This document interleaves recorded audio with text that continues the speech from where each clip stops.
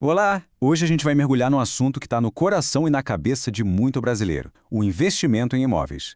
Nós crescemos ouvindo que comprar um imóvel é a coisa mais segura a se fazer, né? O famoso porto seguro para o nosso dinheiro. Mas será que essa ideia ainda para em pé hoje em dia?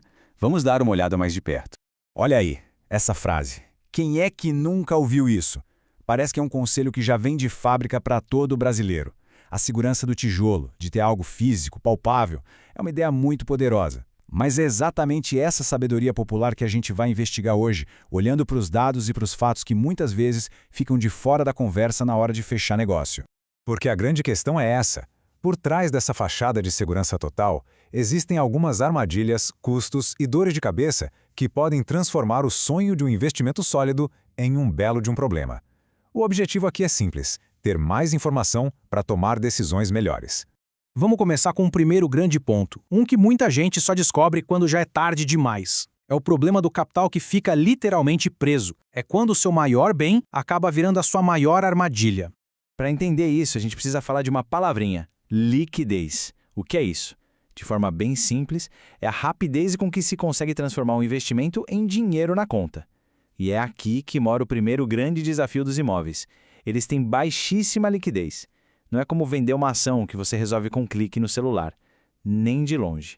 E essa comparação aqui na tela deixa tudo bem claro. De um lado, ativos financeiros que você vende em segundos. Do outro, um imóvel, que pode ficar encalhado no mercado por mais de um ano. E se bater a pressa para vender, aí a coisa complica. Geralmente é preciso dar um desconto bem salgado, de 10%, às vezes 20%, o que pode simplesmente destruir anos de uma suposta valorização.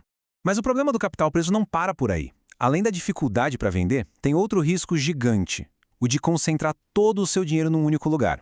É o famoso colocar todos os ovos na mesma cesta. Vamos ver o que isso significa na prática. Vamos imaginar esse valor aqui, R$ 300 mil. É uma quantia bem significativa, né? Para muita gente, são as economias de uma vida inteira de trabalho. Agora, olha que interessante. Com esses 300 mil, dá para comprar um apartamento. Todo o risco fica concentrado ali, naquele único endereço. Se o bairro se desvaloriza, se o prédio tem um problema sério, todo o seu patrimônio é afetado diretamente. Agora, com o mesmo valor, dá para investir em fundos imobiliários. Aí, o dinheiro se espalha por centenas de imóveis diferentes, em vários lugares e setores. O risco fica super diluído. Certo, vamos para o nosso segundo grande tema. Eu gosto de chamar de ralos financeiros invisíveis. São aqueles custos que ninguém avisa no começo, mas que vão silenciosamente comendo todo o lucro que você esperava ter. E olha só que impressionante. Antes mesmo de botar as mãos na chave, uma fatia de até 10% do valor do imóvel já pode ter ido embora. A gente está falando de taxa de corretagem, o imposto de transferência, o famoso ITBI, custos de cartório, ou seja, já se começa o investimento com uma perda considerável. É um balde de água fria logo na largada. E você acha que acabou? Que nada! Depois da compra, a conta continua chegando. Tem IPTU todo ano, condomínio todo mês, seguro, a manutenção que sempre aparece e o pior de tudo, os períodos de vacância. É quando o imóvel fica vazio, sem inquilino, a receita do aluguel para, mas os boletos, esses não param de chegar. Esse gráfico aqui mostra o impacto brutal de tudo isso. Aquele aluguel que, no papel, parecia render 5% ao ano, depois que a gente tira todos esses custos, pode cair pela metade. Vai para 2,5% de retorno líquido. Em muitos casos, isso é bem menos do que um investimento super conservador, como os títulos do Tesouro, que não dão dor de cabeça nenhuma. E quando finalmente chega a hora de vender o imóvel, vem mais uma surpresa nada agradável.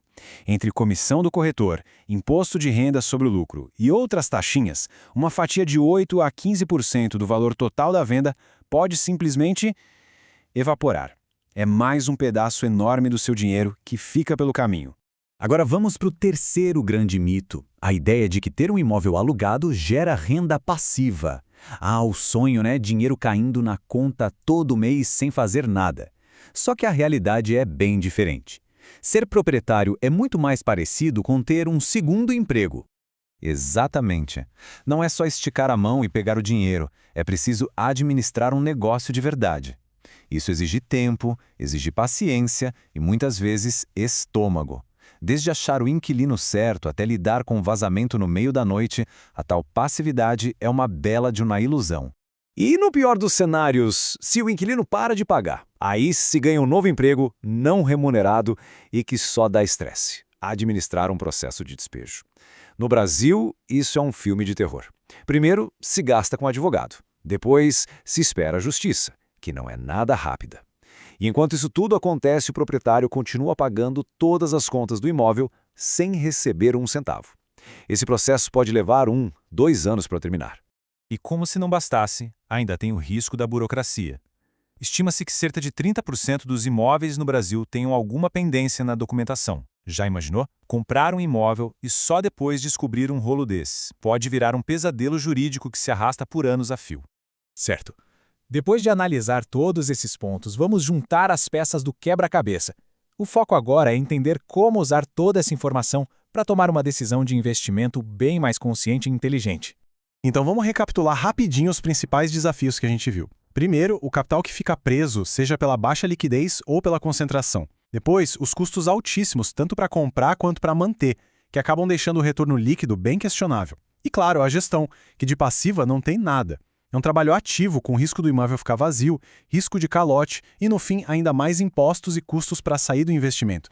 É fundamental deixar uma coisa bem clara. Esta análise não tem o objetivo de demonizar o investimento em imóveis. Não é isso. Ele pode sim fazer sentido dentro de algumas estratégias. O ponto principal aqui é desconstruir aquela ideia de que é uma aplicação simples, segura e sem nenhuma desvantagem. É preciso entender a fundo onde se está colocando o dinheiro. E para fechar, fica aqui uma reflexão. A estratégia de investimento que se segue, ela é baseada só na tradição, naquilo que todo mundo sempre fez, ou ela é baseada numa análise fria dos números, dos riscos e das outras alternativas que existem? No fim das contas, a melhor escolha é sempre aquela que é bem informada.